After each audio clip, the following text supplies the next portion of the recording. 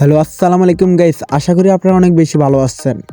Guys, এক ভাই comment করছে, তোর যদি সাহস থাকে এআইডিতে রিঅ্যাকশন।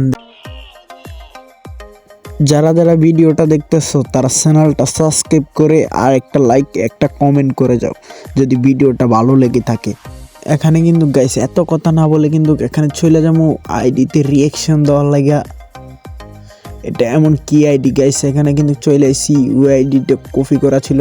এখানে কিন্তু ইউআইডিটা দেখতেছেন 206923 045। আবারই বলে দিচ্ছি 206923 045। এটা কার আইডি হতে পারে আমি কিন্তু জানি না গাইস, এতদিন জানি না, আজকে তো জেনে নেবো এটা কার আইডি হতে পারে, এমন কি আইডি হতে পারে গাইস। ওখানে ইউআইডিটা সার্চ দিয়ে দেখি আইডির নামটা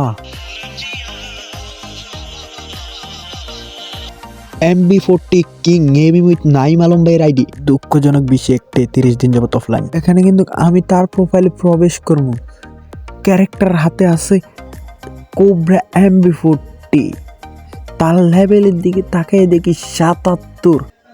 এখানে কিন্তু তার লাইকের সংখ্যা 63,171। এখানে কিন্তু তার ইলিক ফাস বুয়া ফাসের দিকে তাকিয়ে দেখি ইলিক ফাস কিন্তু পুরে গোল্ডেন প্রোফাইল, 4টা ইলিক ফাস বাদে, আর ভুইয়া ফাস হলো হোয়াইট প্রোফাইল গাইস। এখানে কিন্তু সে ততটা গেম প্লে করে না ভুইয়া ফাসটা আসার পর থেকে গাইস।